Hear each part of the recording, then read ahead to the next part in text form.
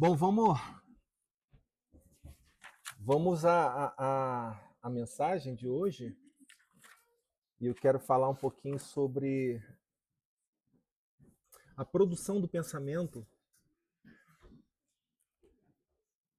Eu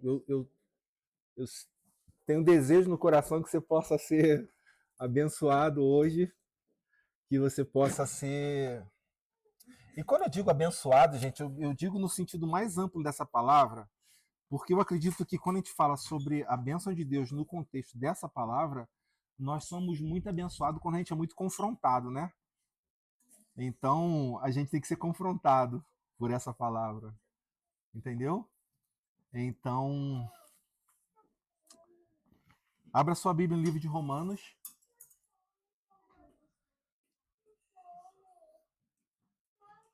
Romanos capítulo 12. 12. Ixi, meu Deus do céu, essa é, é, é a melhor assistente, gente. Não tem jeito. Romanos capítulo 12, ele vai dizer assim, nós vamos ler do 1 ao 3, né? Para a gente ter uma ideia do que vai falar e depois a gente vai ter que dar um pano de fundo, o contexto dessa história, dessa época de Romanos, para a gente poder entender bem essa mensagem. Então diz assim, Romanos capítulo 12, versículo 1. Paulo está escrevendo aos Romanos. Então diz, portanto, irmãos, peço pelas misericórdias de Deus que ofereçam o corpo de vocês como sacrifício vivo, santo e agradável a Deus, que é o culto racional de vocês. Não se amoldem aos padrões deste mundo, mas transformem-se pela renovação da sua mente, para que vocês experimentem a boa, agradável e perfeita vontade de Deus. Por isso, pela graça que me foi dada, digo a todos vocês, não pensem de vocês mesmo além do que devem pensar, mas pensem moderadamente segundo a medida de fé que Deus deu a cada um. Amém? Que Deus abençoe na meditação dessa mensagem. É, Paulo escreve aos Romanos, e a carta de Romanos em si, né? Você vai ver que a carta de Romanos em si há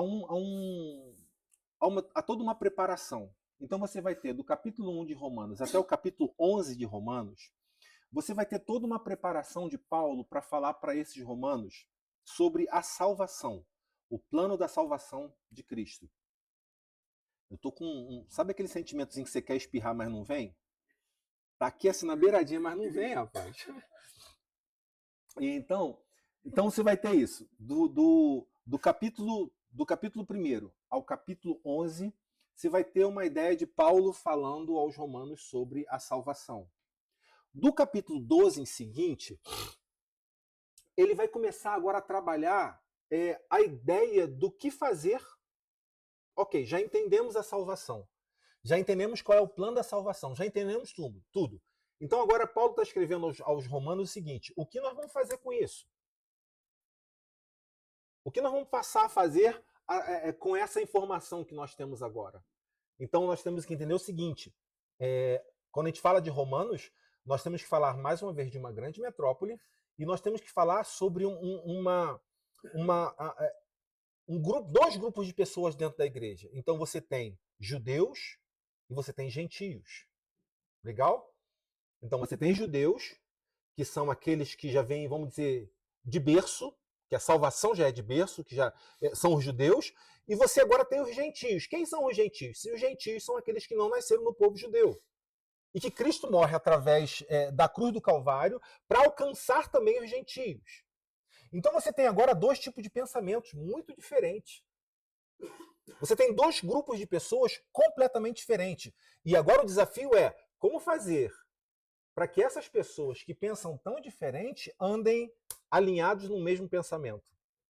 Como fazer agora pessoas tão diferentes, fazer com que essas pessoas agora olhem para o mesmo alvo e consigam concordar na mesma situação.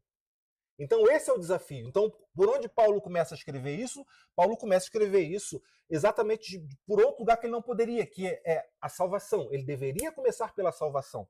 Então ele começa a dizer que Cristo morre na cruz do Calvário para os judeus, mas também morre para os gentios. Ele corre para aqueles que é o povo já, que é eleito, que é chamado, mas morre também por aquele povo que está sendo convidado agora. Nós, que somos os gentios, nós não somos judeus.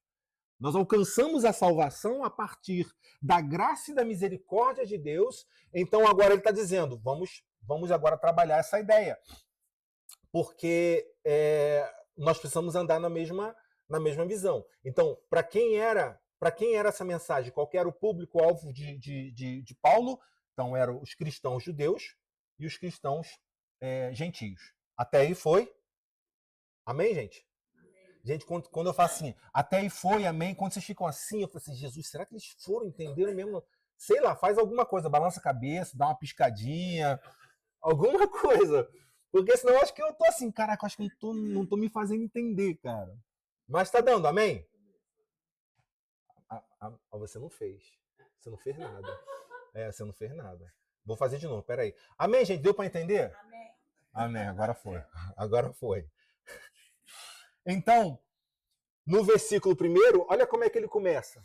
Olha como é que Paulo começa. Paulo começa dizendo o quê? A primeira palavra? Portanto. Então, no capítulo 12, ele começa falando sobre o portanto. Ok, o que significa portanto?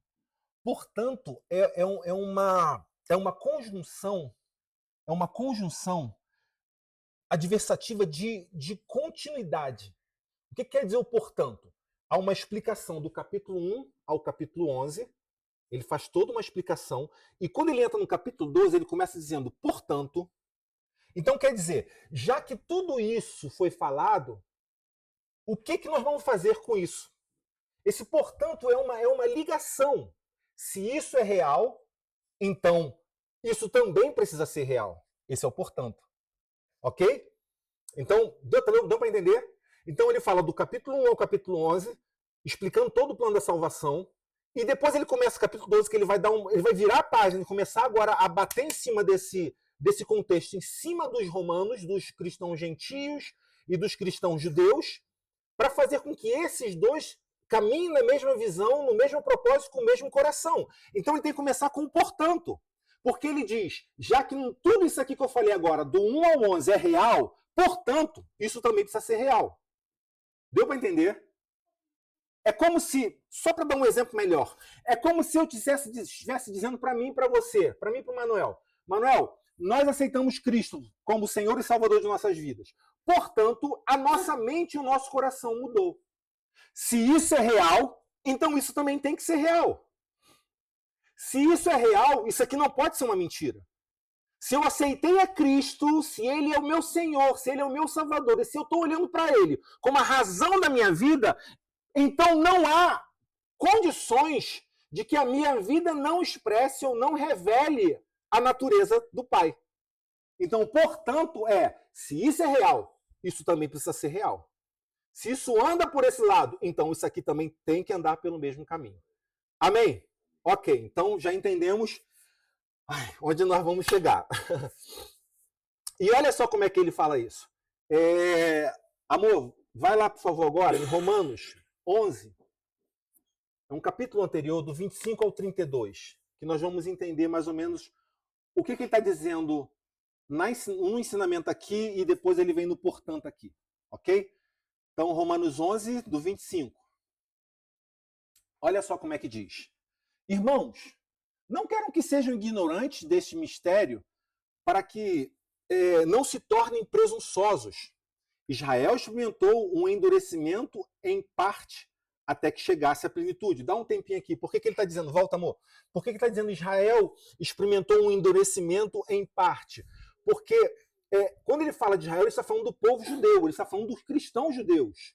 Então, quando ele diz que ele experimenta um pequeno endurecimento, é exatamente para que haja essa diáspora. O que é a diáspora? A diáspora é o meio pelo qual os cristãos que estão reunidos em um mesmo lugar há um êxodo, há uma saída, há um expandir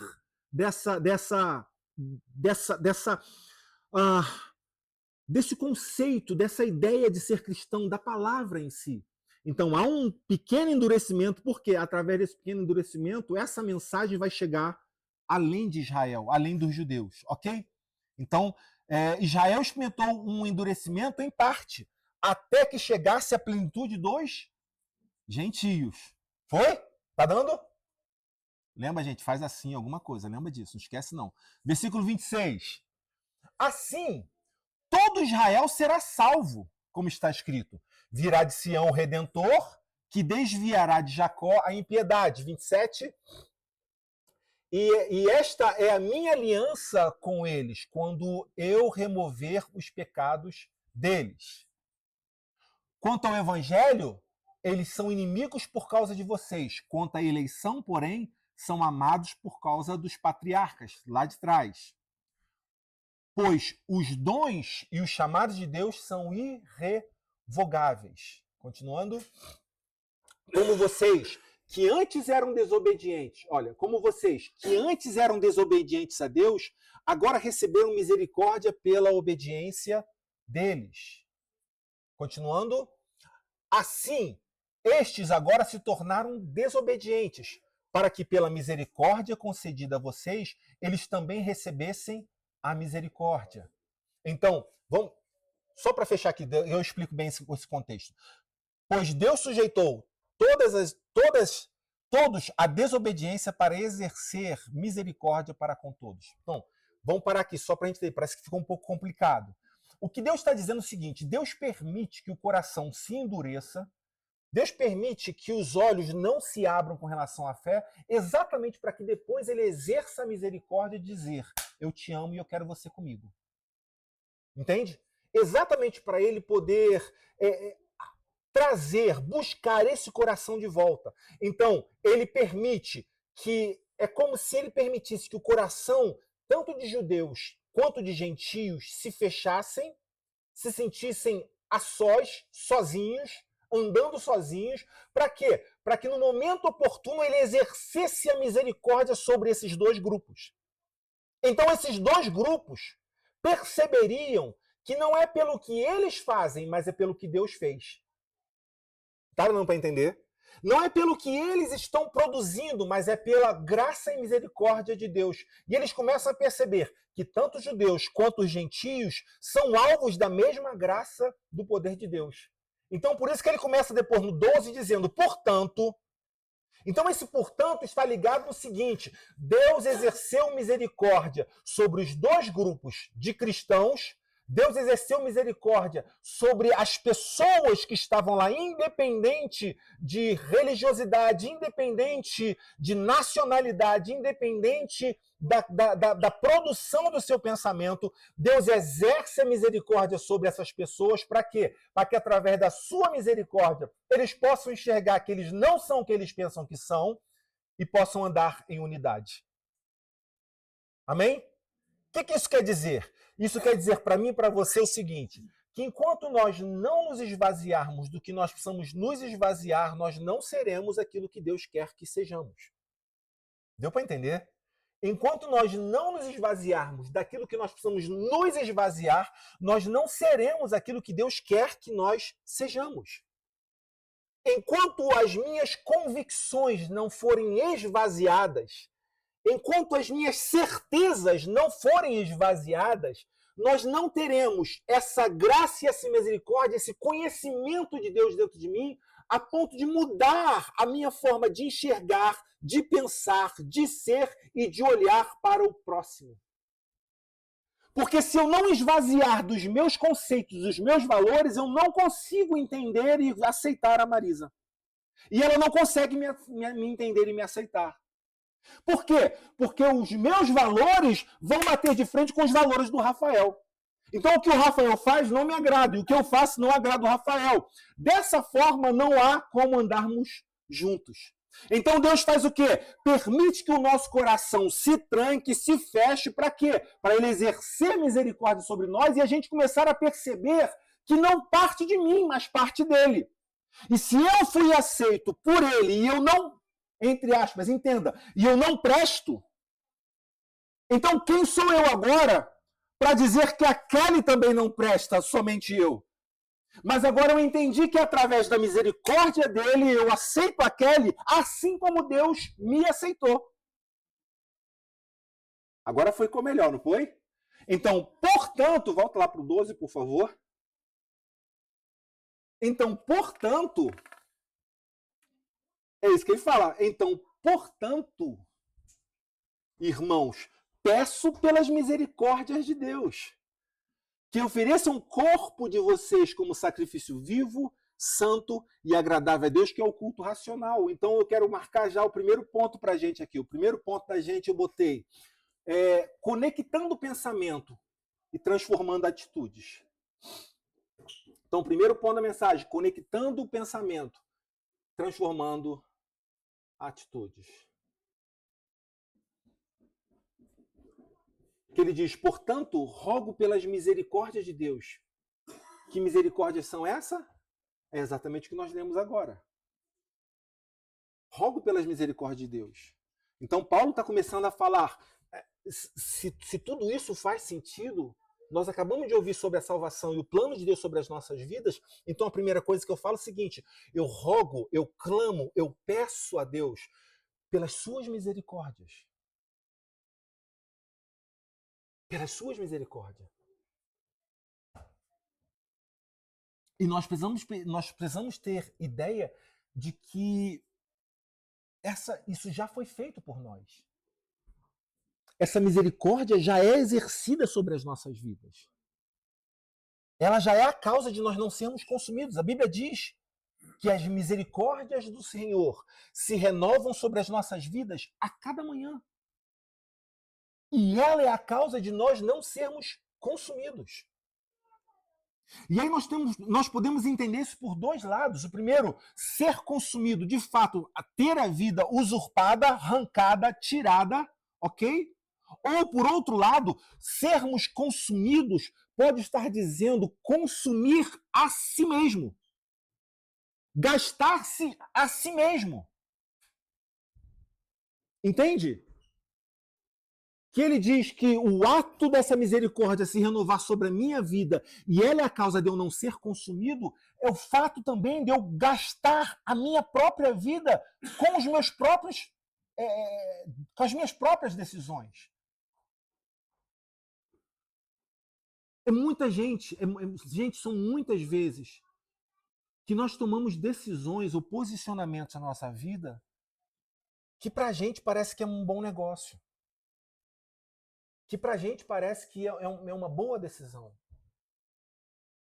E às vezes vai passar um pouco mais de tempo e a gente vai perceber que a gente tomou decisões erradas. Há um caminho que para o homem parece... Mas esse caminho muitas vezes é enganoso. Então ele diz, portanto, irmãos, peço pelas misericórdias de Deus.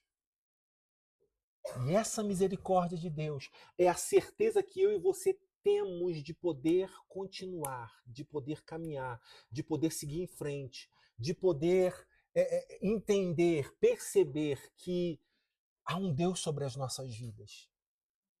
Há um Senhor sobre a sua vida. Há um Senhor sobre nós que entende e que percebe e que faz exatamente o que ele tem que fazer. Então, o que nós fazemos? Conectamos os nossos pensamentos. Voltamos o nosso pensamento a ele. Voltamos a produzir pensamento que nos leve de volta a ele. Então, conectar pensamento vai fazer com que atitudes são transformadas. Voltar o pensamento ao Senhor vai fazer com que agora a minha expectativa de vida ela não seja pautada ou balizada naquilo que eu e você entendemos de vida, mas acima daquilo que Ele entende pelo que é vida. Amém? Então, o que nós precisamos aprender a fazer? Nós precisamos aprender a produzir pensamento. Porque, presta atenção, gente, tudo que começa na nossa vida começa através do pensamento. Nós não agimos sem antes pensar. Nós não agimos sem antes produzir na nossa mente alguma coisa que nós vamos fazer. Tudo que você vê da pessoa que está ao seu lado na realização de algo começou na produção de um pensamento. Então, é exatamente na produção desse pensamento é que vai fazer com que eu seja bem ou mal sucedido. Então o que a gente faz? A gente começa a conectar, a voltar o nosso pensamento a Deus. Por que a Deus? Porque é dessa forma. É dessa forma que nós vamos entender qual é a nossa natureza, qual é a razão de ser e qual é a razão de tudo aquilo que está ao nosso redor. E eu começo a entender, então, que resolver problemas não está diretamente ligado a Deus, porque Deus não é o Senhor da sua vida para resolver os seus problemas. E talvez você possa arregalar os olhos agora. Como assim? Porque eu sempre ouço pessoas orando para Deus resolver problemas. Não, Deus não é Deus sobre as nossas vidas para resolver problemas. Deus é Deus da nossa vida para nos orientar. Ele não está para resolver problemas. Ele está para quê? Para nos orientar. Então, como que ele nos orienta? Ele nos orienta quando eu conecto esse meu pensamento nele, quando eu conecto a intenção e a razão da minha vida nele. Então, conectando o pensamento e transformando atitudes. Então, voltando os pensamentos a ele, eu começo a mudar as atitudes. Então, precisamos observar, avaliar prudentemente como estamos andando. Amém? Como estamos vivenciando os processos de Deus. Nós precisamos voltar a isso. Nós precisamos voltar a avaliar prudentemente o que está acontecendo, como estamos andando, como estamos vivenciando os processos de Deus. Porque os processos de Deus sobre as nossas vidas, eles são didáticos, eles vão nos ensinar alguma coisa. Deus não é Deus para nos pegar no colo e nos proteger de passar por dificuldades. Deus é Deus de dizer, Manuel, é por aqui, segue o seu caminho. Porque o vale da sombra da morte vem. Davi fala sobre isso, ainda que eu ande por um vale de sombra da morte, o que ele diz? Eu não temerei mal algum. Porque o Senhor vai me evitar passar por esse vale? Não, porque tu estás comigo. E aí ele diz, a tua vara e o teu cajado me consolam, me confortam, me guardam. Entende? Então, os processos de Deus não é nos evitar passar pelas dificuldades, mas os processos de Deus é nos ensinar como atravessar as dificuldades. Não é como arrancar a página da agenda naquela data ruim, ou naquele mês ruim, ou naquele ano ruim. Não é como pular. Então, o que eu faço? Então, eu conecto o pensamento para que haja transformação das atitudes. As atitudes não mudam por si só. As atitudes não mudam quando eu lanço sobre a terra a mesma semente que eu lancei a vida inteira. Se eu lanço a vida inteira a mesma semente, por que nós vamos achar que vamos colher algo diferente do que lançamos? Então, às vezes não tão sempre será necessário o rompimento, a quebra, o quebrar o entendimento, o quebrar esse paradigma de achar que aquilo que eu penso é aquilo que é a verdade. Então, Paulo fala sobre a salvação para dar a ideia a esses romanos que tudo aquilo que eles pensam e que eles são é nada se não for pautado na graça, no amor e na misericórdia de Cristo na cruz do Calvário. Então ele vai dizer, portanto, agora sim, eu rogo primeiro para quê? Pelas misericórdias de Deus. Por que eu rogo pelas misericórdias de Deus? Porque é ela que vai fazer com que eu não seja consumido por mim ou pelas coisas que estão ao meu redor.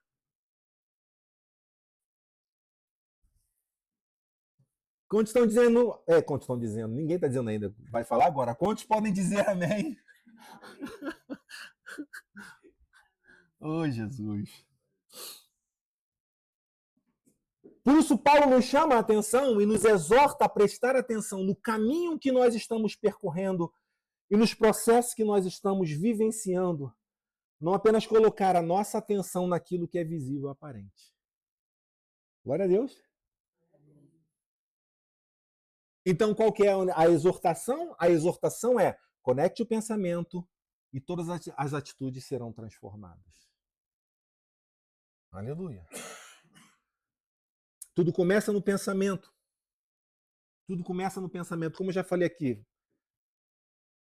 Se não conectarmos os nossos pensamentos então nos fazemos escravos, presta atenção nisso que eu escrevi, se não conectarmos os nossos pensamentos, então nos fazemos escravos das diversas facetas daquilo que nós produzimos através do pensamento. Quer que eu repita? Se não conectarmos os nossos pensamentos a Deus, então nós nos fazemos escravos daquilo que nós produzimos através do nosso próprio pensamento. Onde que eu quero chegar com isso? É aquelas várias vezes que você se depara com alguma coisa muito difícil e aí a sua mente vai começar a dizer para você: eu não posso, eu não presto, eu sou burro, eu não consigo, fulano de tal é melhor do que eu não sei, não dá para mim. Entende isso? São pensamentos. E por que esses pensamentos estão vindo sobre a sua mente? Porque está faltando você encharcar a sua mente daquilo que vem do lugar certo. Porque o dia que nós resolvermos ou nos atrevermos a caminhar sozinho, pode ter certeza, a sua mente vai boicotar você. Né? A minha família não presta, a minha família não vai dar certo, meu marido isso, minha mulher aquilo, eu isso, meu trabalho isso, minha vida isso, tal. E a gente vai produzindo todos os dias isso. E sabe o que é mais interessante? É que a gente não percebe. A gente não percebe que a gente está fazendo isso contra nós mesmos. Então, por isso que eu coloquei, se não conectarmos os nossos pensamentos, então nos fazemos escravos das diversas facetas. Por que eu coloco diversas facetas? São as diversas faces que esse pensamento se apresenta diante da gente. Então, das diversas facetas daquilo que nós produzimos contra nós mesmos. Amém? Então, antes de passarmos ao segundo ponto, entenda. Quando você começar a perceber que alguma coisa dentro de você está tentando boicotar pensamentos que venham e que não agregue, que está te levando para um lado errado, ponto. Primeiro ponto, Deus enviou seu filho à cruz do Calvário para morrer na cruz, para transformar a sua vida. A mesma mensagem que Paulo levou aos Romanos. Amém? Amém? Então, se ele morreu à cruz do Calvário e deu a vida a você, então viva a vida que Deus te deu, na sua plenitude. Amém? Isso.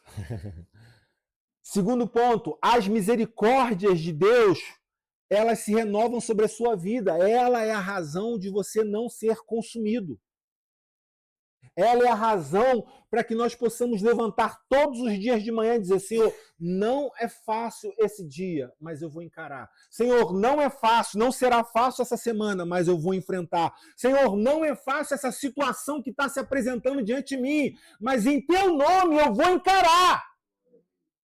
Em teu nome eu vou em frente. Em teu nome eu vou conseguir. Por quê? Porque eu já não abro mais espaço para minha mente dizer que eu não sou, que eu não consigo, que eu não posso.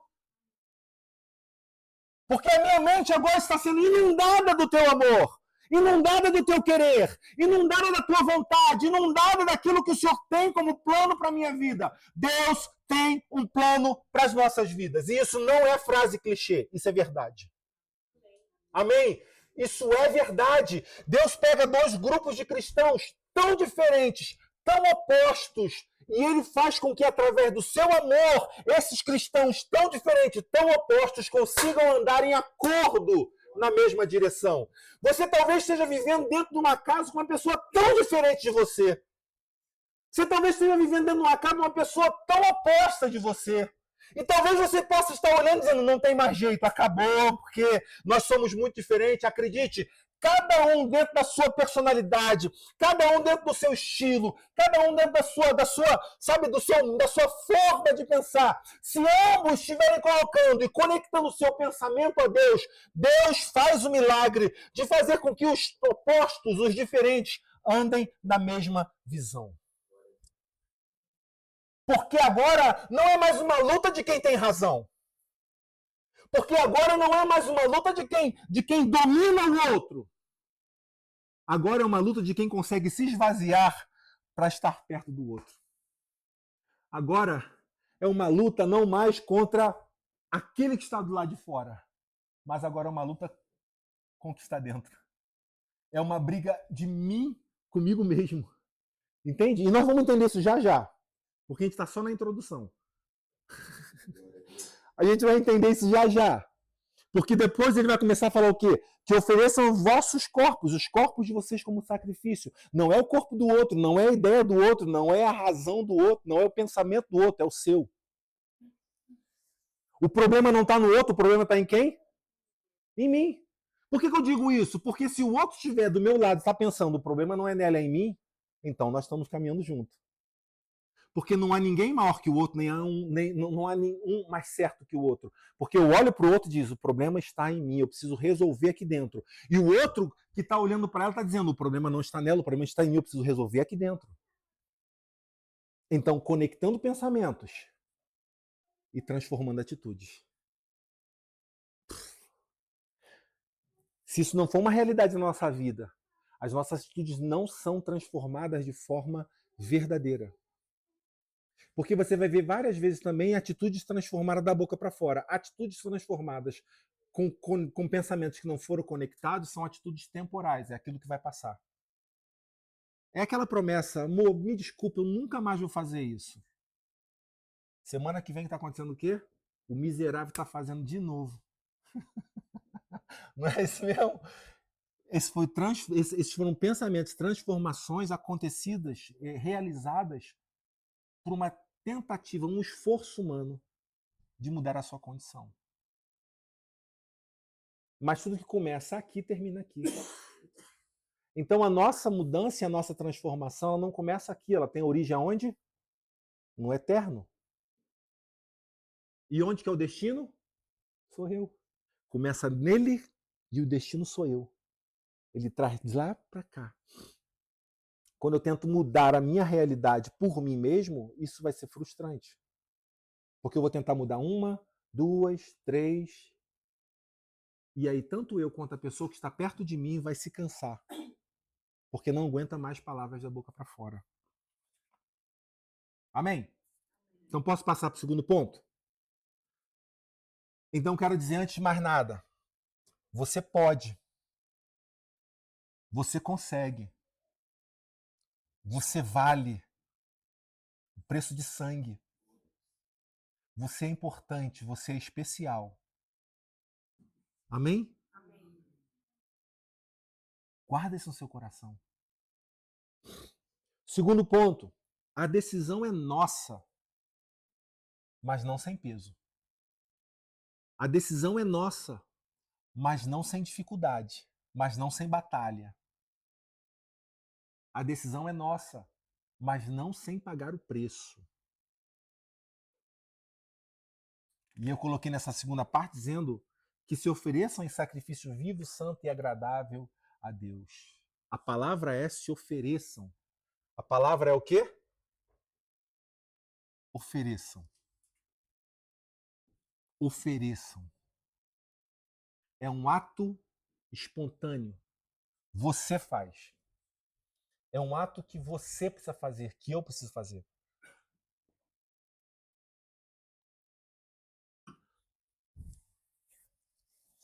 A palavra é se ofereçam.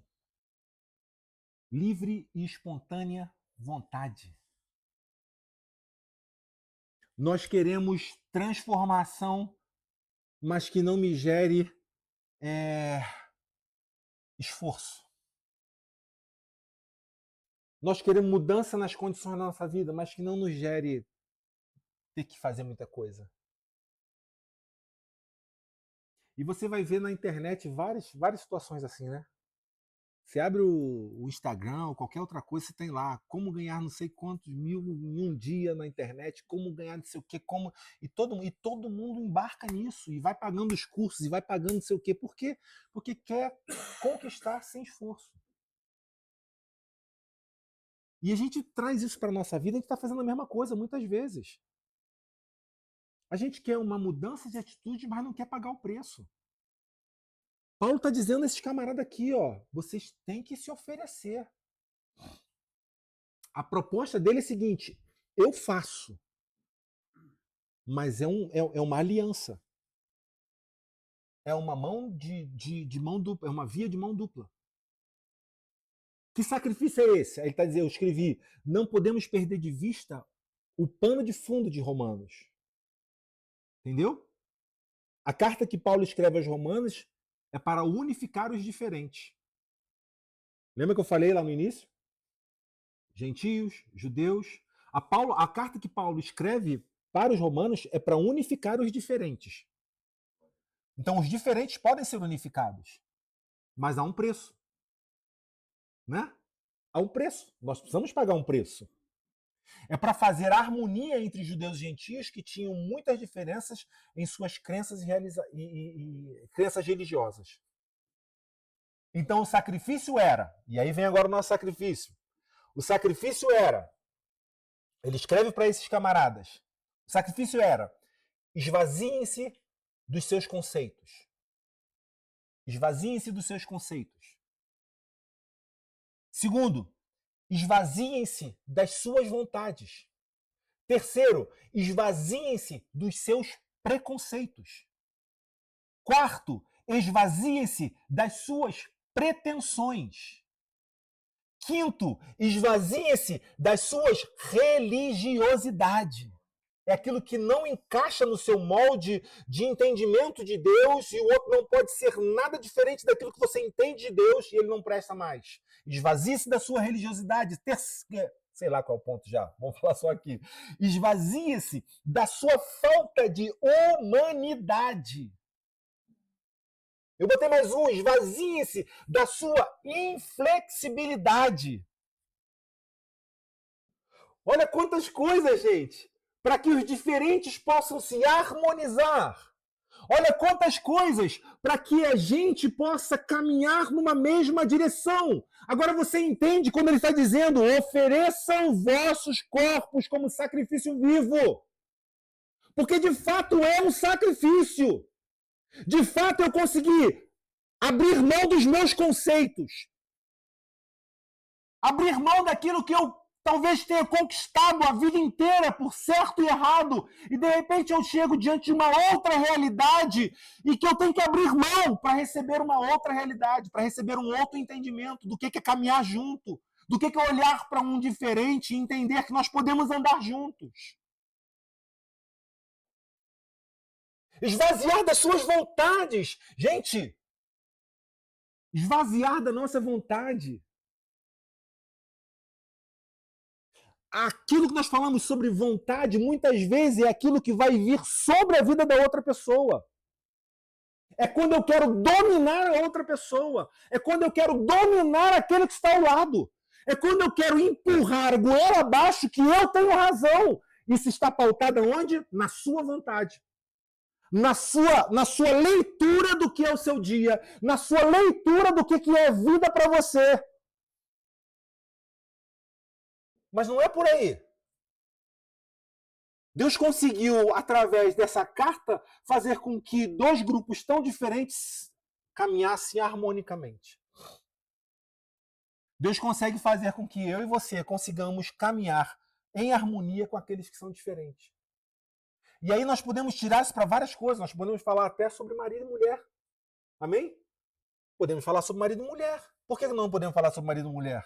Porque são pessoas tão diferentes que viveram separados tanto tempo, depois se colocaram dentro de uma mesma casa e falaram assim: sejam felizes até que a morte separe. Como? Como é que a gente vai ser feliz até que a morte separe? Se a pessoa é tão diferente. Amém? Só que aí, o que a gente faz? A gente conecta o pensamento em quem? Deus, porque ele é o único que consegue fazer o quê? Milagre. E tem que ser milagre. Amém? Tem que ser milagre. A gente pode conectar isso também dentro de pessoas de grupos diferentes do nosso convívio. Nós podemos dizer que nós somos evangélicos e não aceitamos talvez pessoas da Umbanda, da sei lá, qualquer outra religião, e por que não? Nós conseguimos andar juntos. E andar junto nesse ponto é a gente começar a entender que através da humanidade a pessoa e a obra, o caráter e a natureza de Cristo é apresentada. Porque você amou essa pessoa. E às vezes uma mudança interna dentro dessa pessoa acontece sem você nem saber que você está sendo usado por Deus para abençoar essa pessoa. Então nós não temos que ter a intolerância religiosa, a intolerância sobre as pessoas, entendeu? Nós temos que nos esvaziar dessa falta de humanidade. Nós temos que nos esvaziar da inflexibilidade. É aquela música da Gabriela, né? Eu nasci assim, eu vivi assim, eu vou morrer assim, Gabriela. É aquela pessoa que eu nasci assim, eu vivi assim, eu vou viver dessa forma e eu não aceito quem pensa diferente de mim. Esse é o sacrifício vivo, santo e agradável a Deus. Então, qual é o sacrifício vivo, santo e agradável a Deus? Nesse conceito que nós estamos falando, que nós consigamos nos esvaziar. Que nós consigamos abrir mão daquilo que é conceito nosso para que ele nos encha. Entenda uma coisa, gente, nós sempre vamos estar cheio de alguma coisa. Amém? Né, Val? Sempre a gente vai estar cheio de alguma coisa. Então, se eu fecho a entrada de Deus, se eu fecho a entrada dos valores do Senhor, que a Bíblia me dá isso, se eu fecho isso, alguma outra coisa está crescendo, porque eu estou sempre cheio. Se eu abro, então, a compreensão, o entendimento, a vontade de me encher de Deus, se eu conecto o meu pensamento a Deus, então alguma coisa está diminuindo e a outra coisa está aumentando. Porque o ser humano sempre está cheio. Sempre cheio de alguma coisa. A verdade é, cheio de Deus significa enfrentar desafios, mas ao mesmo tempo ter boa jornada. Cheio de mim significa talvez que os desafios vão ser enfrentados na minha própria força, que me dá a impressão de que vai dar bom, mas no final dá ruim. Amém? Tudo tem que fazer sentido. Tudo tem que fazer sentido. Ainda no Romanos 1:1. Esse é o culto racional de vocês. Então vamos lá, nós já falamos sobre o portanto, já falamos sobre as misericórdias de Deus, nós já falamos agora sobre oferecer o corpo em sacrifício vivo, amém? E agora nós vamos falar sobre este é o culto racional de vocês. Tudo tem que fazer sentido. Tem que fazer sentido. Agora que consegue enxergar, escrevi assim, o culto racional é o culto que faz sentido.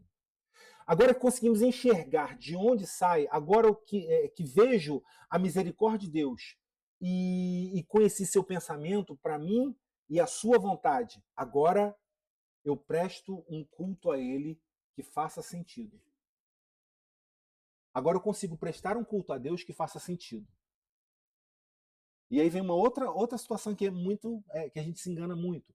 Porque esse culto que faça sentido é aos olhos de quem? Qual é a referência? Esse culto tem que fazer sentido para mim ou para ele? Esse culto tem que fazer sentido para ele. Então ele está dizendo, ele fala sobre as misericórdias de Deus, para que nós sejamos poupados para continuar nessa caminhada. Por que ele nos dá misericórdia? Porque ele sabe que nós vamos ter que fazer um sacrifício. Como eu falei aqui, de nos esvaziar, aquela coisa que nós já falamos agora. E tem que oferecer o nosso corpo como sacrifício vivo, santo e agradável. Ok? A Deus. A quem? E ele diz, e este é o culto racional de vocês. Esse é o culto racional de vocês para quem? Para Deus. Então só faz sentido se for aos olhos dele. É o culto que faz sentido para ele. Porque o que nós mais estamos vendo hoje são pessoas achando que estão prestando culto racional a Deus, mas que não faz nenhuma razão aos olhos de Deus.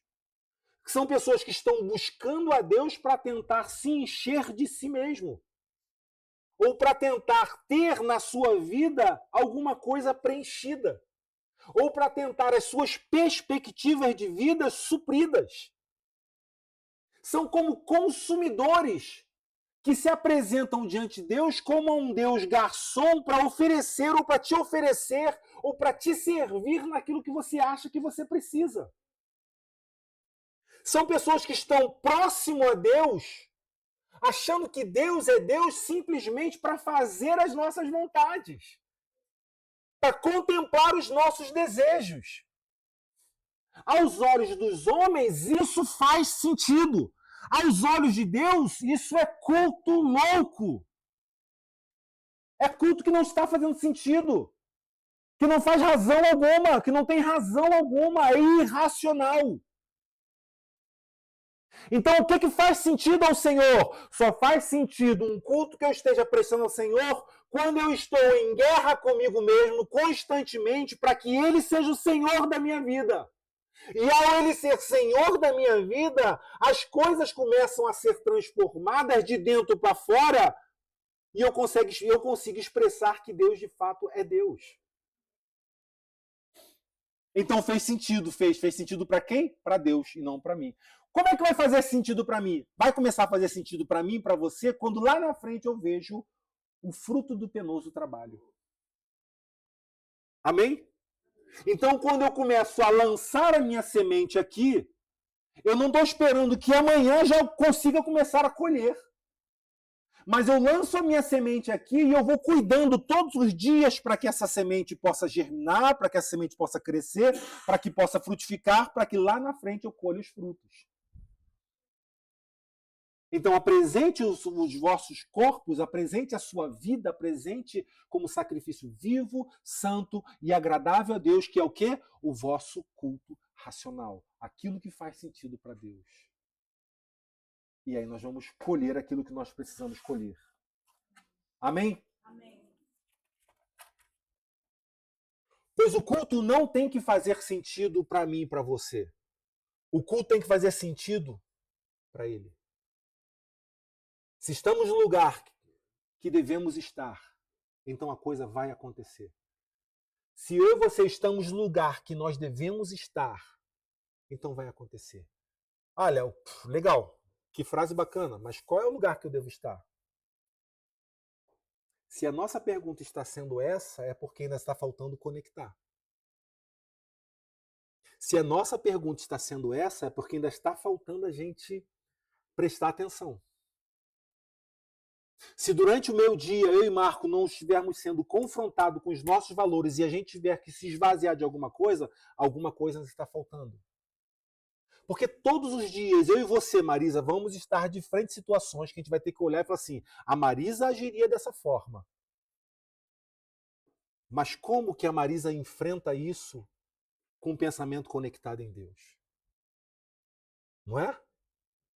A Karina resolveria dessa forma. Isso a Karina falando com ela mesma. A Karina bateu de frente com uma situação, bom, eu resolveria sim, eu faria dessa forma. Eu daria o meu jeito. Mas ela está parando e perguntando como é que a Karina, conectada em Deus, olharia para essa situação. É um exercício diário. Não é uma declaração simples. Servir a Deus não é uma confissão positiva. Servir a Deus não é simplesmente da gente falar, mas eu conheço a Deus. Sim, até o diabo conhece. A ideia é o quão nós estamos abertos para gerar, para promover, para praticar sacrifícios em prol de estar perto dele. Em prol de entender que ele é o Senhor da nossa vida. Então, nós precisamos entender, estamos no lugar certo. Estamos sendo confrontados. Estamos sendo incomodados com a nossa atitude de vida no dia a dia. Se você estiver começando a estar incomodado, é porque você está no lugar certo. Estamos cumprindo o propósito. Estamos cumprindo o propósito.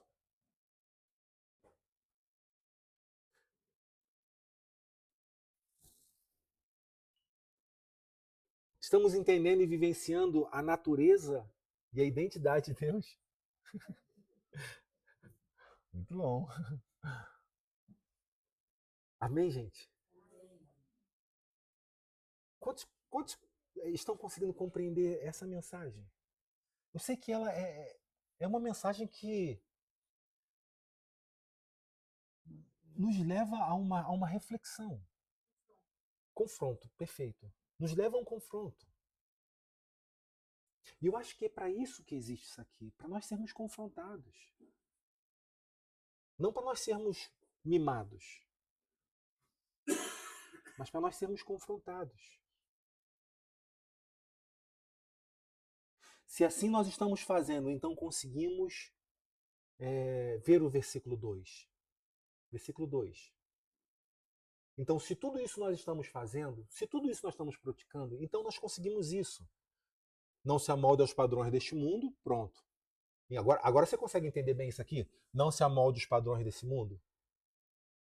Pautado em tudo isso? Agora dá pra gente entender bem isso. De não nos amoldarmos nos padrões desse mundo.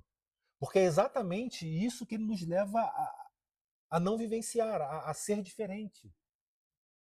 Qual é o padrão desse mundo? O padrão desse mundo é fazer justiça com a sua própria mão, é fazer a sua própria história, fazer o seu próprio, sabe, a sua própria vida. Então, tudo que ele explicou pra gente lá atrás, ele está falando para os romanos. Romanos, presta atenção, os gentios quanto os judeus. Vocês são diferentes disso tudo, mas não se amoldem aos padrões desse mundo. Não olhe para esse que está do seu lado como seu inimigo. Mas transformem-se pela renovação da sua mente. Conecte os seus pensamentos em Deus. E a gente vai começar a entender essa transformação de mente, essa transformação de vida. Por isso que ele usa a palavra transforme-se. Ele não usa a palavra adapte ou traga a sua, mas ele diz transforme-se. Transformar quer dizer mudar de estado, mudar de condição, mudar de situação. É o ato de mudar, de moldar alguma coisa de uma outra forma. Não é o mesmo num lugar diferente. Não é o mesmo, dá um exemplo, não é o mesmo recipiente que eu tiro daqui e boto aqui. Isso não foi uma transformação, isso foi apenas uma locomoção. A transformação é pegar esse recipiente e quando ele vier para cá, ele já não parece mais aquele recipiente, ele é um outro completamente diferente. Então eu transformei, eu me transformei, eu me mudei. Eu sou diferente. Eu não sou mais o mesmo. Quando eu olho para trás, eu já enxergo que aquele Léo lá de trás, ele não foi simplesmente mudado de posição, mas ele foi o quê? Transformado. Ele foi mudado. Então as atitudes do Léo que estava lá atrás, ela não condiz mais com a atitude do Léo que está aí hoje. E aquilo que eu fazia no passado não me domina mais. Por quê? Porque eu já não sou mais o mesmo. Agora, isso quer dizer que quando eu cheguei aqui nesse ponto, acabou? Não! Por que não acabou? Porque daqui agora Deus vai me transformar em outra coisa. E quando eu chegar aqui, Deus vai me transformar. E essa transformação, essa mutação, ela é contínua. Ela é contínua. Ad eterno, ou seja, até Jesus voltar. É contínua. Deus vai nos mudando todos os dias, de pouquinho em pouquinho, de glória em glória. Deus vai transformando a vida do Rafael. Deus vai transformando a sua vida, a minha vida. Deus vai transformando a gente todos os dias, de pouquinho em pouquinho. Não é mudar de lugar, mas é transformar. Então ele está dizendo, transformem pela renovação da sua mente. A sua mente e a minha mente não podem produzir mais do que produzia antes. Eu já não olho mais para a minha vida como eu olhava antes. Eu já não olho mais para aquelas situações como eu olhava antes. Eu já não quero mais resolver meus problemas como eu resolvia antes. Por quê? Porque agora eu quero conectar em Deus e esperar que Ele me ajude e me oriente. Ai, ai. E aí sim, depois disso tudo, eu posso então fazer o quê? Experimentar o quê? A boa, agradável e perfeita vontade de Deus. Então, desfrutar de boa, agradável e perfeita vontade de Deus, ela é fruto de uma vida de sacrifício. Desfrutar a boa, agradável e perfeita vontade de Deus, ela é fruto de uma decisão. Ofereçam os vossos corpos como sacrifício vivo, santo e agradável a Deus. Ofereçam-se. Deus não vai fazer o que você e eu temos que fazer. Deus não vai fazer o que nós podemos fazer. Deus não vai arrancar da minha vida aquilo que eu posso fazer. Porque Ele não é o Deus de botar no colinho e falar, tadinho, tadinho dela, tá tão difícil para ele. Elias, depois de ter enfrentado os profetas de Baal, de ter passado seu nos profetas de Baal, Jezabel então manda uma mensagem: faça-me os deuses assim, assim, se até amanhã não entregar o corpo de Elias para as feras do rio. Ou seja, eu vou matar Elias, vou passar o cerol nele. Acabou. Fertig. Acabou. Quando Elias ouve isso, ele vai embora, ele foge. Ele foge, anda, anda, anda, anda. No final ele vai terminar onde? Dentro de uma caverna.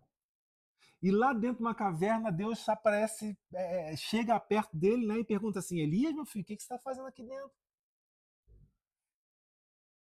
E aí Elias, sabe, como o profeta agora que está muito medroso, muito, Senhor, estão procurando me matar, e eu fui fiel ao Senhor, e eu cumpri a tua vontade, e eu acabei com aqueles que estavam profanando, que estavam isso e aquilo, e só eu falei assim: Elias, meu filho, não é só você não, tem mais tantos aí profetas que estão proclamando o nome do Senhor que não estão fugindo, sai dessa caverna e volta para o trabalho.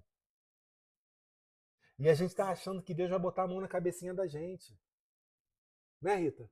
A gente tá achando que Deus vai botar a mão na cabeça da gente e dizer assim, coitado, coitado da minha filha Kelly. De Kelly. Deus tá falando assim, bora Kelly, levanta aí, vamos pra frente. Né, Drica? Vamos pra frente. Sai da caverna e volta pro lugar que você tem que estar. Sai da caverna e tome a posição que você tem que estar. Sai da caverna e comece a enfrentar os seus desafios. E os seus desafios não estão fora, o seu desafio está dentro. Seus desafios é dentro. Mude a condição da sua realidade mudando quem você é. Mude a condição da sua realidade mudando o seu pensamento, a sua forma de se enxergar, a sua forma de ver e a sua postura diante do Senhor.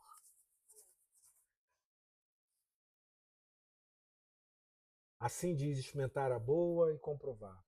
Né? Como diz aqui, cadê? Experimentar a boa, agradável vontade de Deus. Experimentar é o ato de viver ou testar. E tem uma versão que fala que possa experimentar e comprovar a boa, perfeita vontade de Deus. Experimentar é o ato de testar algo. E o comprovar é depois que eu testei, eu digo, é bom. Então Deus nos dá condição de experimentar e comprovar que vale a pena. Amém? Olha aqui para mim rapidinho. Vale a pena. Vale a pena. Vale a pena. Vale a pena você levantar o seu dia de manhã e dizer: vou ter que me encarar. Vale a pena. Vale a pena, ao invés de você olhar para fora, olhar primeiro para dentro. E enxergar que muitas coisas fora podem ser transformadas se o interior for transformado. Então, que na produção do pensamento você tenha convicção de quem você é.